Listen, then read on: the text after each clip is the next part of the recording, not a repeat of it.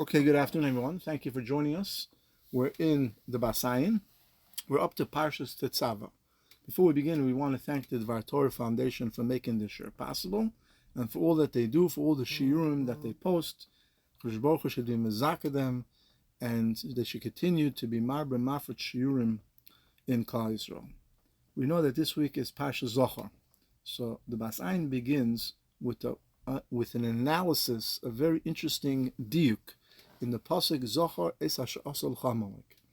Ayin says that if you look at the other time the Torah says Zochar, not Shabbos, but the other time that there's a mitzvah to remember is by Miriam. There, the Ayin points out that the order is different. What does that mean? By Zechiras Amalek, it first says who was the receiving end, which was Klal Yisrael, which means Amalek attacked Klal Yisrael. So first came Klal Yisrael. Then it said who did the attacking, who did the Maisa, which was Amalek. So first came the ones that received, which is Klal Yisrael. Then it says the one who did the action, which is Amalek. By Miriam, it's the opposite. First it said who did the action, which is HaKadosh Baruch Hu. Remember what Hashem did to who? To Miriam, which was the receiving. So it's the complete opposite. First, by Zechiras Amalek, it mentioned Klal Yisrael first, which was the recipient. Then it said Amalek, who was the one that was doing or attempting to do the action against Klal Yisrael, whereas by Miriam, it's the opposite. So the Ayin wants to understand why. What's the difference? So the Ayin says a beautiful chiddush. He points out a very interesting idea. The Nucha Loimer, so we skipped the first paragraph in this piece, and he says as follows. The piece begins, just so everybody's holding with us, Zochar es asher asal Amalek l'chayra. So we skipped about 4 or 5 lines. The Nucha Loimer, we discussed it outside so we can continue on to the teretz. The Nucha Loimer al derech zeh. The Gemara in Shabbos says, Shebechinas Amalek, the reason that Amalek happened, and anything that's linked, or any idea of Amalek, comes because we were Mechal Shabbos. The Torah connected, or placed near the Chilul Shabbos of Yotzu Min Am Lulkait, that Klal Yisrael on Shabbos, members of Klal Yisrael went out on Shabbos to gather man. The Parshat, and right next to that it says Vayavay Amalek. Now there's a concept in the Torah called Smichus Haksuvim, that if 2 parshios or 2 psukim, and within a parsha we know there are many parshios. There's a pei, there's a samach. The pei and the samach tells us that within the parsha there's many parshios, not besides the prakim. The prakim and the psukim came later on. In the Torah there's no prakim and psukim. There's no parak aleph pasuk dalet. That was something that came later on, not for now. But when you have 2 things that are linked together, there's a causation. Cause of one happened the other. Or there's a limud, that what happens to one happens to the other. See here, the Ayin points out, because we were Mechal Shabbos, right after that comes the pasuk, what happened by Yavay Amalek. Now, what was the Chilul Shabbos then? Because when they went out to look for man, there was no man. So was they were thinking in their mind that they didn't have enough food, they needed to go get parnasa, they had to go out to the fields to gather their man. That was enough to be considered Mechal Shabbos. There's a concept called V'daber Dover. There's a halacha that we're not supposed to speak business on Shabbos. We're really even not supposed to speak Divrei Chol b'Shabbos. Right? The example we can understand is that to work in a semiconductor plant, that on a small little plate or circle that can fit trillions of chips, mini processors, you have to be 100% clean. Any small particle of dust, right, can enter the chip and damage a $200,000 chip. A minute of a minute, right? We know if a person works in an infectious disease, he has to be completely decontaminated. He's got to wear a special suit. Any little, hole in the suit can cause a breach, and it will have to now cause the entire facility to be decontaminated, right? Unfortunately, by COVID, when initially nobody knew what was going on, you had to wear these suits, triple taped, make sure nothing can go in, nothing can be touched.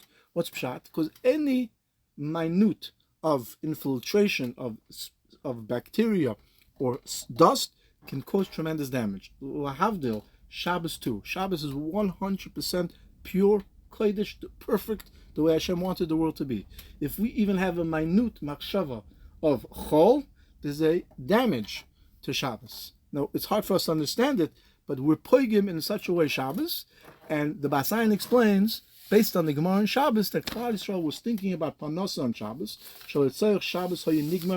because really, everything was already finished on Friday. They had the food for Friday. Why did they go out?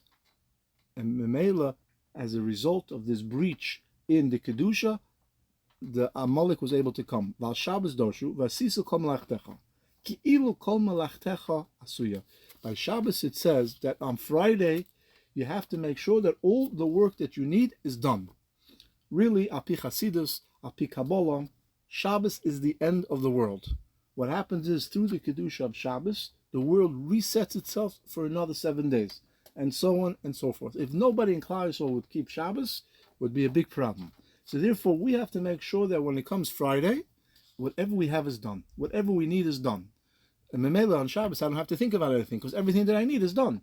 If I start thinking on Shabbos, things that I need for business, how am I going to pay the bills, and how am I going to do this? It's true, it's very hard. We have to work on ourselves. But you're showing that everything is not done. And on the contrary, says the Bas Ayin, this is a concept of anias. When a person comes into Shabbos, everything's done, the food is ready, the food is prepared, I don't have to worry about anything. Now I'm considered an usher. But if you're not, you're considered an ani, which is rosh. Bechinas ani v'rosh. You're always busy looking. I don't have this, I don't have that, I have to work, I have to do this, what am I going to do on Sunday? V'zehu, this is the remez asher eis asher osa. This is why first the Torah said, who did what? Es asher osh. Eis asher is gematria Shabbos resh. Pir shetiskor tomet shebechinas es asher. Eis asher, haynu al yidei shehoyu b'Shabbos bechinas rosh. Sheuchil Shabbos. How were we mechal Shabbos? How were the Yidden, the Bnei Yisrael, by the middle of mechal Shabbos? They didn't do actual malacha. They were thinking that they weren't wealthy. They were thinking they didn't have enough food. They were thinking that they were missing something. A wealthy person, right? Ezu Asher Hasamech V'Chalkai. Right? When you have everything you need, you're really a wealthy person. What else do you need? The extra money that we have is really just for security or for comfort. But if you have everything you need and everything's paid for, and you may not have $1 million in the bank, but you don't need anything else. Right? A person who has $10 million in the bank, it's great, but he doesn't need that $10 million. It's more for security, what's going to be in the future. It's more to make him feel good about himself, which is also important. But when you think on Shabbos, what else am I going to do? That shows a chisaron. And that causes Amalek to come. That's why it first says, the Eis Asher also, what was happened? What happened? Klal Yisrael was the recipient, but really Klal Yisrael caused Amalek to come. So it makes sense. First we mentioned Klal Yisrael because Eis Asher, what they did was they were Machal Shabbos, and as a result, Amalek came. But by Miriam, you can't say the same thing. So really the true pasuk, maybe you could say the true pasuk was by Miriam. First, we remember what Hashem did to Miriam. But by Amalek, you can't say that. Because why did Amalek come? It's only because first Klal Yisrael did something wrong, which was they were Machal Shabbos, even though it was only b'machshava, but that caused a breach in the Kedusha, caused a breach in the Shmira, and that's what allowed Amalek to come. So, mitoich lav at the Shomei.